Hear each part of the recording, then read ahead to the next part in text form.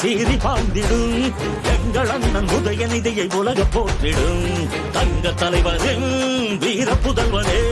சூரியனாய் சுடலும் முன்னை கழகம் வாழ்த்திடும்